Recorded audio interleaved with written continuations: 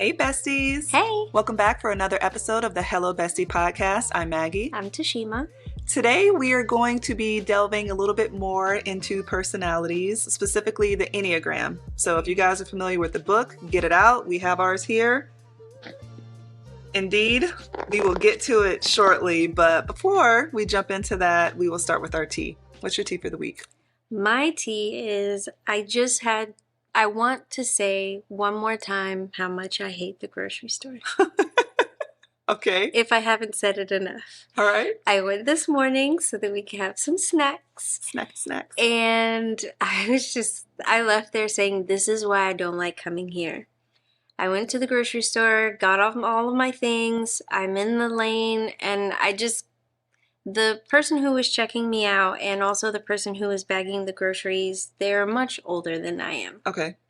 And I just felt myself standing there feeling kind of sad. Like, oh man, these people are at the age where they really shouldn't be here doing this. Oh, they were in retirement. Yeah, okay. They're retirement age. And I just stood there just kind of in my thoughts. Mm-hmm. And also I was in my thoughts because it was taking a really long time. I feel bad that you're here, and can we move it along, please? Correct. But I was being patient because I'm like, it's not their fault that I'm rushing. Correct. So I was just reminding myself to be patient. And then in the meantime was like, wow, they really should be just, I don't know, playing shuffleboard or whatever people do at retirement age. Not in Florida anyway. They turn up in Florida. And then the lady told me my total, which they always do. And I hate. Which I love. Because I just put my business all out on the street. And then she made this face at me like, let's just say hypothetically. Okay. It was like, let's just say 150. But it was more than that. And she was like, okay, $156.27. And then she made like these big eyes at me like, wow, that's a lot. And I just instinctively made the same eyes at her like, so, mind your business, Sharon.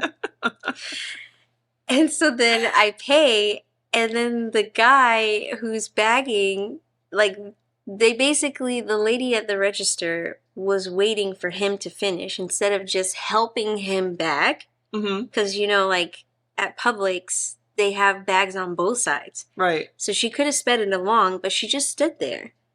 And then the lady behind me, so everybody's then standing there watching him. But I very well can't walk around him and start bagging my own stuff. It would just be awkward, especially because the way that he was standing, it just wasn't possible. Okay. So then I was annoyed. And then I'm just standing there waiting, wishing that I could just disappear. What is she doing? She's just standing there? She's just standing there. Oh. Instead of just throwing some stuff in a bag. Like, come on. It would be one thing if she was trying to engage in conversation with you to make herself look busy, but to just stand there. Oh, then she started engaging in conversation, but with the lady behind me. Wow. And then they were talking about how many groceries I had. No. While we're waiting for this guy to finish bagging up my What stuff. types of things were they saying? Like, oh, she must have a party that she's throwing or things like that? She was just like, wow, that's a lot. That sure is a lot. And she's like, oh, yeah. But then I think the lady behind me, she must get it. Because she was like, oh, I do the same thing. I try not to come in here if I don't have to. And when I do, I just get all the things that I need. Yes, I come here once a month. So when I do, it looks like I'm buying the whole store. But again, you felt very judged. Neither one of your business. Mind your own things. So then I go to my car. This is a rant, but this just happened this morning, so it's just fresh on my head. And I was like, I can't wait to tell you about it because it's pissing me off. So then I go to my car. It was early in the morning, so it's like the parking lot is empty, and there's one person there, attendant, and he's just kind of like meandering around. So it's just like, please don't look at me. Please don't look at me. Please don't look at me. So then I go to my car and I start putting things in my car, and he stands behind my cart. So he's going in the parking lot to pick up random shopping carts. Okay. But it's like 8 o'clock in the morning. So they're really isn't any random shopping carts He's just yet. trying to be outside. So while I'm putting my groceries away, he just stands at the back of the cart and just starts talking to me while I'm unloading the cart, because he's clearly, as I peeped game like Was he an older 7 guy? spaces ago, he looked like he was middle aged, but Okay. like not really good at social like cues, Okay. body language. Mhm.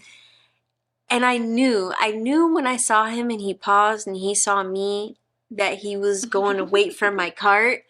But that doesn't mean that you have to wait with me at my car. Right. That means go pretend to do something, and then when you see that I'm done, be like, oh, I'll take that for you. And I'm like, oh, thank you. Great timing. That kind of thing. Don't stand at my cart. Watch me put all this stuff in my cart and then talk to me. Did he offer to help you put the stuff in your car? No, I would have declined. No, I know, but No. that just seems awkward to not. No, he was just especially in standing public. there with his hands on the cart. And I He's like waiting to just push away as soon as you're done. Yeah. And I like to put things in certain places of my car, depending on like how I pull up to my house, things that can fall. Mm-hmm. So I didn't want everything to be on this one side. But because he was holding the cart, I basically had to put everything on one section of the car. And then he was just talking about random things, and I was just like, good gosh. Were you just like Make smiling it and barely? Yeah. I wasn't rude, but on the inside, I was very rude. Right. And then after I was done, he still was talking to me. He was talking about just the most random things. And I was like, oh, all right then, you have yourself. I was like, this is why I can't come out in public. But yeah, so that was my long-winded tea for the day. Pushed all your buttons. Oh, at the grocery so store first thing in the morning where I'm like, Yeah. I already don't want to be here, but I did enjoy going first thing in the morning. I think I need to do that more often. Yeah, less people. Mm-hmm. How about you? My tea is that I got my Dath pierced. Dath. I'm not sure of the correct pronunciation, but I've heard it. I've already had it pierced. I got this done last year. Oh. Yeah, I got it done last year. It took a while to heal. Okay. And I've always been afraid to kind of switch out the jewelry because it was a heart shape. And it's one of those you have to bend it and pull apart. Okay. And I actually went to a tattoo shop to have them switch out the jewelry the first time after I got it pierced. And I bought some new jewelry and I love it. I switched it out. I'll show it to you. Ooh. I got a little hoop and switched it out. No pain. Easy peasy. And then I also kind of been getting an itch to get another like piercing. I've really been thinking about getting my tragus done, but I don't know if I want it done because it's like on the side of your face and I wear makeup and I just feel like it's going to be a whole healing thing. It does take a long, yeah, I have it on this side. Yeah. And it does take a really long time to heal. And see, everything that I read said that it didn't take as long as other piercings because of where it's at. But I'm like, I know how long it took this to heal. It took a whole year. Yes. Even a little bit longer to where I could actually hit it and not feel anything or move it and it not turn red. It is fully healed now. Yeah. And I got this done New Year's 2023. Yeah. I think of all of them, like on your ear, the tragus is the one that probably has the longest healing time. Just because it's just like straight up cartilage. Yeah. Like it just, and it's in such an area where, you know, like on the inside of your ear and you hit it on the outside and all of that stuff. So it does take a long time, but I think it's worth it. Yeah, I think it's cute. I don't know if I want to go through with it just yet, maybe in the winter time because like I won't be able to get in the pool or really do anything like that. And I ain't trying to mess up the rest of my summer with that. Okay. But a good thing is I wanted to get my helix redone, which is like the upper cartilage. And I had it pierced before. I just thought it was closed and I basically reopened it by myself. No problem. So it wasn't as closed as I thought it was. And I was like, that saved me a little bit of money going to get a piercing. So yeah. That's been rocking some new piercings. I thought you were saying that you just got another one. That's why I was like, ooh. Oh yeah, no. It's I don't want both. I don't know. I don't want symmetry on both ears. As weird as it sounds. Interesting. I need symmetry. Yeah. So because I did my tragus on this side and the healing time is so long, I've had to wait to get the other side done. And it just makes me, I feel like I walk different. Yeah, since I have my dowth on my left side, I want my Mhm. tragus on my right hand side. Mhm. And I have my helix pierced up here, but then I got the middle part of my ear over here. And I got this new little thing That's with the bead cute. because I wanted to have it. We're on YouTube, so obviously you guys can see it, but for the audio listeners, I bought this little earring set where it's a hoop that goes into your like first hole in your earlobe, and then the second part can just go on any other piercing that you have on your ear. Right, like a chain. Yeah, like a chain, and I wanted to go to the middle here because I thought it would be cute, but then I can't reopen this one, so I just had to put it right here. So Okay. yeah, well, the besties got a little lesson on Yeah, piercings just then. All right, so I wasn't able to find a thread that I thought would be suitable for kind of relating to our topic, but I found an interesting question that I thought would lead us into our topic today. Okay. So this is from Reddit. Do you believe that a person's personality traits can change significantly over time? Why or why not? I do. I really do. I think life experience and the things that we in circumstance can just really influence who we are. Mm-hmm. Now, I think at the core, we are still very similar, Mhm. like who we are when we were kids. And I'm not talking like trauma, I'm just talking like just a person. Right. I think like our core is steady, but I think little things like our interest, what drives us and motivates us, I think that changes over time, especially like depending on who you're around. Mm-hmm. What about you? I agree that personality traits can change over time if you really want to work at it and you notice something in yourself that you want to change. However, I do think that you're still going to have those natural inclinations based on your Right. personality. You just learn how to handle it differently. Right. You're more self-aware. Correct. Yeah. So I think you're like, to your point, I think your personality, like baseline, Mhm. stays the same. That's kind of who you are to your core, but you can change the way that you would react in a situation versus how you Right. would have previously reacted years ago based on different life experiences, lessons, et cetera, et cetera. Yeah. Yeah. Same. So getting into that and our personalities. So Tashima and I have both read The Road Back to You. Highly, highly recommend it. We were talking about it again before we started recording, and we both read it a little while ago, and we need to read it again. There's a lot of good gems just as you're going through. So what I think, sorry to cut you off, I think it's so funny that you have the cover on yours. I always take the covers off my books. Hence the grease stains that are on the front of yours. Yeah. Looks like I got it from a college dorm. I love that. Yeah, I always keep I get mad. The first thing I do, I take them off. I can't. I don't like the way they look without them. I didn't even think it was the same book, and I had to like peek through here. I was like, "Oh, okay, she's got." It's hilarious. Yeah, it's got a lot of life exposure. Well used. So, if you guys aren't familiar with the Enneagram, there's 9 different personality types and different wings, and it's a whole thing that you guys need to read. It's very intense, but it gives you like a baseline of a number 1 to 9, kind of like 20 different things that correspond to your number, what your number was like as a kid, what your deadly sins are, what your fears are, what drives you, how you react in different situations. And then obviously everyone and anyone isn't just one number. So it goes into different aspects of different numbers that you embody, which is very cool. So Tashima and I are going to say what each one of our numbers are and then read a few traits on that number and kind of get into it. And the cool thing about this book, guys, if you're self-aware, you can learn a lot about yourself in this book. I'll say personally, the way I found out about this book was from a coworker that I used to work with. He would talk about it frequently because he was very into all the different numbers and personalities. And he told me the number that he thought that I was. And I was very intrigued, and I got the book and I read all of that number.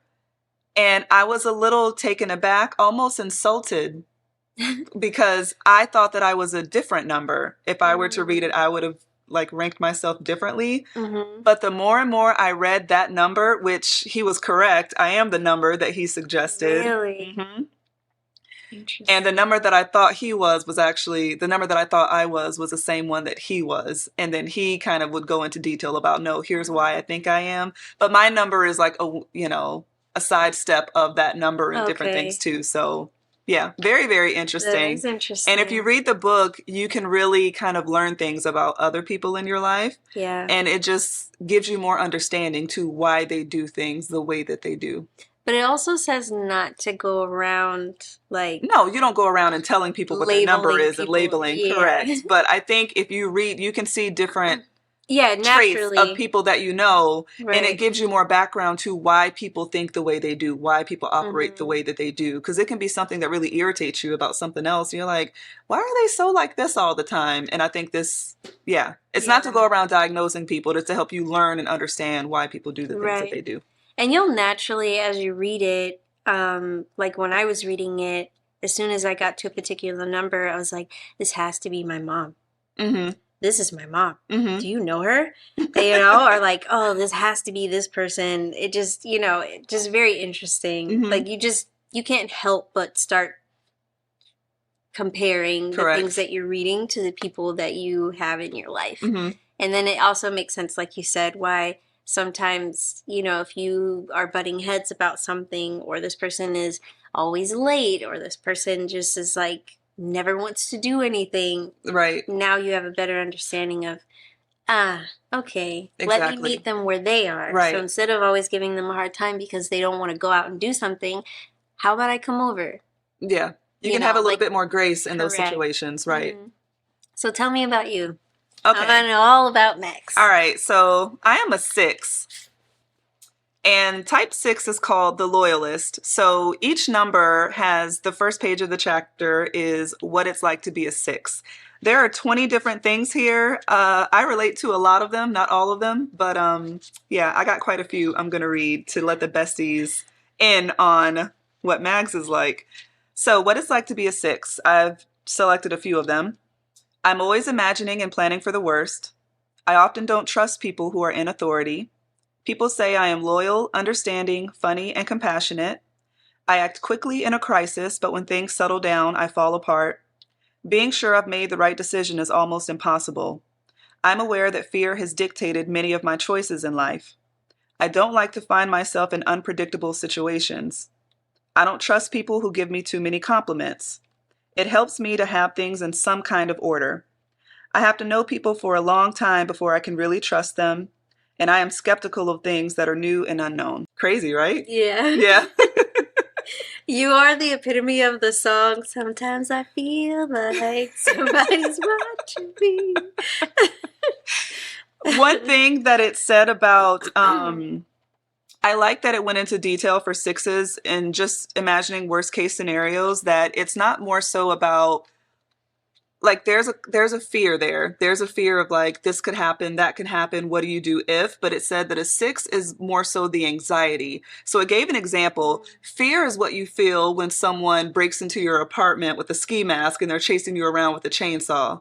Okay. Anxiety is what it feels like when you imagine someone breaking into your apartment. And I'm that. Yeah. If I'm in a situation, I'm very like, wow, what if someone just walked in here and just, you know, shot up the whole place? Or what if someone, I think that when I go out places constantly. Oh, yeah. Yeah. So, but then when I talk to more people, I'm like, a lot more people do that than I really realize. sure. Like, this isn't just a... Most of all of our problems are in our head. Correct. Like, they never actually happen. Correct. Right. So, yeah. So that's basically what it's like to be a 6 in a nutshell. Well, let me get my glasses on. I came prepared because I knew we were going to be in a book. All right. So, you have a bookmark. I should have. I just put stars on all my pages. It was either that or dog ear. You know how I feel about the dog ear. Oh, I don't like Look the at my dog- pages. I don't like the dog ear highlight. I'm like, can I have an erasable pen, please, so I can get rid of this stuff? Book. Okay. Here we go. So I am a type 1, the perfectionist, which before I even really got into this book where it lists what all of the different types are, I had, and it gives like a little brief synopsis of what this type is. I definitely felt like this has got to be me. And I also like that it tells you a healthy type 1, average type 1, Yes. and an unhealthy. Mm-hmm. So that I can kind of see like where I am. I'm average. I'm not healthy, but I'm working on it. Yeah. Where's that? Did you skip it? Did I? It's right Oh, here. here we go. Sorry. So what it's like to be a 1. People have told me I can be overly critical and judgmental. I don't feel comfortable when I try to relax. There's too much to be done. Details are important to me. So true. If I say I'll do it, I'll do it. I spend a lot of time thinking about how I could be a better person. I do my best when working on a project, and I wish others would do the same so I wouldn't have to redo their work. Literally me in a nutshell. And then I'm really disappointed when other people don't do their part. I put this one on here though because I do feel that way, but over time I've grown to just accept people where they are. Mm-hmm. It doesn't change the fact that I'm disappointed Mm-hmm. that you didn't level up, but I can't expect everyone to do and act the same way that I do. That's Does a that make hard, sense? yeah, that's a hard thing. That's something I'm Yeah. constantly working on too. I have definitely, that is something I learned years ago. Basically, like, quick story. I got upset because a friend of mine didn't tell me that they were going to do something, and it wasn't like a big deal. I was just kind of like, dang, why didn't she tell me? Mm-hmm. And the person that I was dating at the time just really couldn't understand why I was so upset. And I'm Mhm. like, but we tell each other everything. Mm-hmm. And he was just like, she doesn't have to tell you. I'm like, yeah, but she's my best friend. Why wouldn't she tell me? Was this me? No. Okay. I was like, No, this is no. getting awkward. Okay. And he basically was like, you can't expect for everyone to do everything the same way that you would. And at that moment was when that light bulb came on. I was like, I mean, you're right. Like, I can't even argue with that. No, that's And that good. was the moment that I was just like, just because I do it this way does not mean that everybody else has to. Yeah. So that is definitely a healthy. I know that intellectually, but it still bothers me.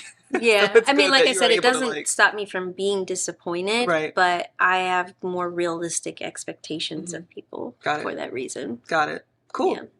So this book also has different wings too, as we mentioned before. Mhm. So you're not one whole thing. I'm not fully a 6. So for me, the couple of wings that the number 6 has is also the number 5 and the number 7. And there are different personality traits that you pick up from either one of those too. So Right. more specifically, I am a 6 with a 7 wing. And 6s with a 7 wing are a delightful surprise. Reflecting the playfulness of 7, the enthusiast, they are entertaining, animated, and adventuresome. They are willing to risk, albeit only a little, so the boundaries of the 6 are stretched to accommodate more options. But the 6-wing 7 doesn't completely separate from their anxiety, so there's always a backup plan in case an adventure becomes a misadventure. 6-7 wings are far more extroverted and willing to sacrifice themselves for loved ones than 6s with 5 wings. And just for reference, a 6 with a 5 wing is a lot more introverted, only does solitary activities or pursue hobbies.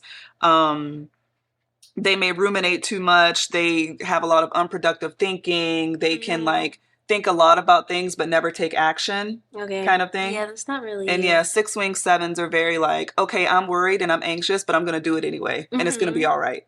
And I think that sounds pretty much how I am. Like, it's not without worry, but I'm still going to do the thing because I want to do it. Yeah. I'm trying to find mine.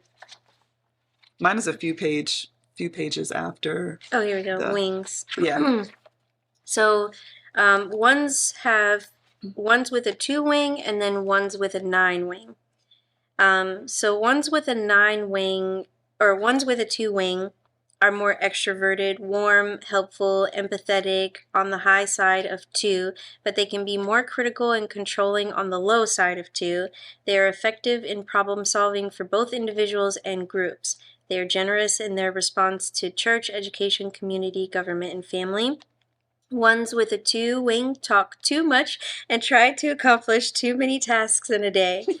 And then ones with a 9 wing tend to be more introverted, detached, and relaxed, more idealistic and objective. They are often more circumspect, thinking before they speak to avoid saying something wrong or erroneous. They'll pause before finishing a thought. Didn't I say Yes, that? you did. So I definitely say I pull from both For sure. equally. Mhm. Now, at first I was like, oh, I'm a 9 with people that I, outside of my bubble, and I'm a 2 in my bubble. But having reread this, I am pulling from both on a regular. Now that I've read that again, definitely, Yes. like all of those things just in a 24-hour period. What I like about this too is it talks about what your number is like at work, what your number was like as a child, what your number. I'm just trying to convince people to go out and buy this book. Like, we're not sponsored by them in any way, shape, or form. We just think it's a really good book that could be very helpful depending on. Now, how you react in stress and security, you pull from different numbers from there too. So essentially, in a nutshell, it describes that everyone is every number at some point. Correct. But you have one that you kind of gravitate towards and one that is going to be your natural inclination to things. So I love that part of it, because a lot of times when you take personality tests or look at things, it's like you are this thing and this is who you are. Correct. But this is like, this is who you are, but you're also all these other things too. Right. And this situation is likely to pull this side out of you, and that's why. This situation is likely to pull this number out of you, and that's why. So the number that I thought I was, that I mentioned before, and shout out to Rob, who even directed me to this book, was type 3, which is the performer. And this is someone who's highly motivated, always trying to like accomplish something, really likes the accolades of getting those accomplishments. But the thing with the 3, their downside is that they can get very greedy and almost step on other people to get ahead. Which you are definitely not. And when I read the 3, I was like, okay, I have some, definitely some of these traits, but then I won't do it dirty. You know what I mean? So yeah, I was like, well, I guess he's right. It is a 6. But some of the things are, a 6 can be a little pessimistic, and a 6 can be, I do like that it said 6s at work are very strong, because that is the person, if you tell them a plan, they're going to find the holes in your plan. Not to shit all over it, but because they care about you and they want you to see this may not work out for this. But that can easily be taken as, can't tell that person depending anything, on their every number. time. Correct. They'll be like, wow, she's always shitting on my ideas. Right. But it's like, it's coming from a good place. So reading it was like, wow, you see me and you see what my intentions are. So some of it is not easy to take. Correct. Like some of the things where it's pulling back the curtain on things that we know about ourselves, but we find justification for it, just kind of like what you said, like, I find holes, but it's to help you. Like somebody could misinterpret that or take that completely the opposite of what your intention is. With this book, it's not going to tell you all the things that you want to hear about how amazing you are. It's going to literally go down to the white meat. Yeah, I felt a little bad reading about myself. Some of it, I'm like, ooh. Like, I know that I've heard people say, and it's usually in, like, passionate moments, where somebody say, I can never please you, or, you're always this, you're always that. And it's not that I feel like, I don't want people to feel like they can't please me. Right. Or, like, live up to these expectations that I have. It's more of, like, but these are just the expectations that I have. So why do I have to compromise that just because you're incapable of meeting them? That doesn't make me, like, I don't feel like I should feel bad for that. You shouldn't feel bad for it either. Right. But I'm not going to lower my standards just because you can't jump that high. So, yeah, it definitely, like, it kind of says in here, yeah, that's not right. Right. I'm like, yeah, but I could justify it. And this book is like, no. That's what we're not going to do. It forces you to be objective, for sure. Does. If you really look at everything, because again, you will see yourself in different parts of it. So before we wrap up, I just thought it would be cool to let the besties know what all the numbers are. Okay, so as you mentioned, you're a 1. The book is also not going to go in order too, so that's why I'm flipping back and forth. They have a reason for why they don't, but it's not in chronological numerical order. So as you said, the 1 is the perfectionist. Type 2 is the helper. They have a quote under this. I want you to be happy, but I want to be the reason. Every little thing has a quote. I won't read all of them. So, like, as I said, type 3 is the performer. Type 4 is the romantic. Type 5 is the investigator. Type 6 is the loyalist. Type 7 is the enthusiast. Type 8 is the challenger. And type 9 is the peacemaker. I want to read this quote really quick from here. So for the perfectionist, the spiritual transformation, it says, don't hide your true self behind that veneer of perceived perfection. A person does not need to be perfect to be good. And I was like, finger snaps. Finger snaps. There's one other quote. Let me find. I have so many highlighters. I don't know if you guys can see this book. But in the beginning, it just kind of talks about the author's journey on like how he got to writing this book. So there's a lot of stuff in here that just really spoke to me through his own journey. But he says the first product of self-knowledge is humility. Indeed. And this book definitely embodies that. Like, in order to really understand yourself, you have to be willing to say, I'm not perfect. Right. And I'm not always right. And not everything that I think is okay is okay. And you have to be willing to step outside yourself and have self-awareness, really, to be able to appreciate the value of this book. Absolutely. So thank you for recommending it to me. Yes, indeed. You're welcome. So I have one too, A Path for Transformation for Sixes. So a regular centering prayer or meditation practice is vital for every number, but particularly for sixes. Your mind never stops working. It's filled with voices expressing vacillating opinions, doubts about other people's trustworthiness, imagined worst-case scenarios, and questions about your own ability to make good decisions. Nice. Facts. Yeah. And I stay in prayer. Please know. Yeah. Your girl's covered over here. But meditating helps a lot too, just to relax the mind. And the whole purpose of meditation, they say, to focus on the breath, but it's understanding that when you are sitting still for any length of time, you're going to have thoughts come into your head. Oh, yeah. Your head is not going to be empty. The purpose of meditation is learning how to accept that as a thought and then release it. Correct. Go back to your breath. Go back to just trying to empty your mind. So yeah. That's awesome. I've been doing some meditation too, and I really feel like there's been a shift from when I originally, like many moons ago, started meditating. Like I feel like back in the day, it was just like this, you have to clear your thoughts and you have to say these mantras and stuff to just like keep your mind empty to be able to receive. Right. But now it's more of like, it feels like there's a shift of, it's okay. The thoughts are all going to be there. Correct. It's just really being able to filter through them, like to accept the thought and move it out. If you don't know any better, you think you're doing it wrong if you're thinking a lot while you're meditating. But it's like that is the purpose of learning how to redirect those thoughts, because you're human. You're going to be thinking about stuff. Because I would sit down and I would like, okay, gotta empty the dishwasher, gotta do this. And it's like, no. Okay, now I'm like, I still have the thought, and all right, boom, acknowledge it, and now you're gone. And one of the people that I use through Peloton for meditation, like sleep meditation, she basically was recommending before you even go to bed, just get a book and just dump your thoughts. Just whatever it is, all the things you have to do, all the things from the day, just take like less than 5 minutes, do a brain dump, and then you're more likely to have a more clear head going into meditation, having gotten all that stuff out. That's a good idea. Yeah. So I haven't actually done that part of it, because usually I'm just like, I just want to go to bed. Let's just There's so much self-improvement to be done. It's hard to do all of it. Being real, you got to pick and choose a few things to really focus on, nail that down, and then now I'll start incorporating this evening. You don't have to do it all at once. Correct. And you can't. No. So you'll disappoint yourself every single time if you try. For sure. So I have something fun that I want to do. Okay. So it's not like, it's crime tea.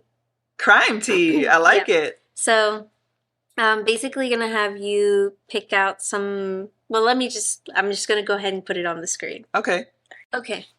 So this one that we're going to play, you have to match the arrestee with their alleged crime. Okay. Okay. So we're going to go ahead and So is this play. mugshots? Yes. Oh. So if you look at the screen, you see people that have committed crimes, and you have to pick you have to guess what crime they committed. Okay. So this is from thesmokinggun.com. Wow. So you tell me who you think does what. So who do you think committed? And for the audio listeners, I'm sorry. Yes, please check us out on YouTube if you can. It's going to be necessary. And full disclaimer, I don't want nobody coming for me on any types of like racial stereotypes or like let me pick who I'm going to pick. This is just for funsies. So theft from a motor vehicle. Who do you think committed this crime? I think it's that guy right on top there. On top? Mm-hmm. Okay. Statutory naughtiness. I'm going to say my guy down on the end. On the end? With the dreads. Okay. Narcotics possession. I'm going to say my homeboy next to theft from a motor vehicle. Domestic assault. I'm going to say the guy right on top of where this one is. Yep. And then speeding, glass slate. Now, mind you, I think it's weird they're all wearing Wendy shirts. I just noticed that. I just noticed that too. So I don't know if this is just like a common theme, but this is weird. Indeed. Okay. All right, let's see how I did. Let's see how you did. I got 2 out of 5 correct. Okay, so... All right. Okay. Not too bad. All right. So now let me go back. This is fun. It is fun. May I never have a mugshot where people can play this game like this. So now you're going to match the arrestee with their alleged weapon. Oh. Not Febreze. So yeah, so we have a wrench, a golf club, a bottle of Febreze, a selfie stick, and a curling iron. Okay. Oh, that's so funny. So who do you think used the wrench? 1, 2, 3, 4, 5. I think 4 used the wrench. Okay. Golf club? I think 2 used the golf club. Okay. I think 5 used Febreze. I think 1 used the selfie stick. And I think 3 used the curling iron. Okay. 1 out of 5. That's so funny. One thing I do wish is that we could find out, like, how did this happen? I agree. That would be next level. What did you do that got you arrested for attacking someone with a bottle of Febreze? I mean, the golf club, anybody can get it. No, agreed. Right. So, yeah, that's the game. So funny. Wow. Okay. I just thought that would be really fun. We got to do that more often. That was awesome. Good pick, teams. Thanks.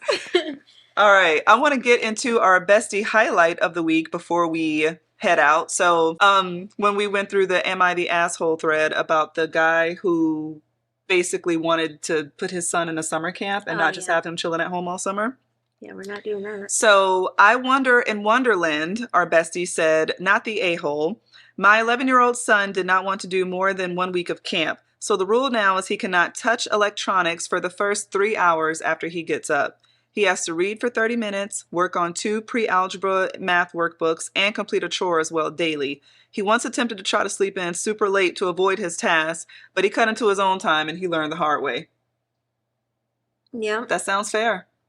And I think I put on there, sometimes they have to learn the hard way. Indeed. Indeed. So thank you to our bestie, lessons. I Wonder in Wonderland. Thank you for your comment. Yeah, thank you. All right. That was fun, guys. Yeah, that was fun. Yeah. So make sure that you subscribe, hit that like button. We appreciate all of your comments, your views. Just keep showing us the love. And Please. Thank you so much. And we'll catch you in the next episode. Take care. Bye.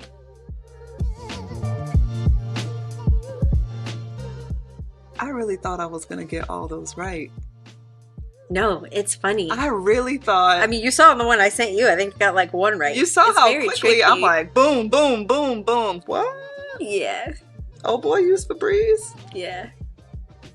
It's He really didn't look like interesting. he owned a bottle of Febreze, which No. is why I never considered. Yeah, you're like statutory rate. What? Okay. I was like, well, let me add it. I was correct on this. Funny, the ones I was correct on. But at the golf club one, you were like, yeah, she looked like she was about that business. Yeah, yeah.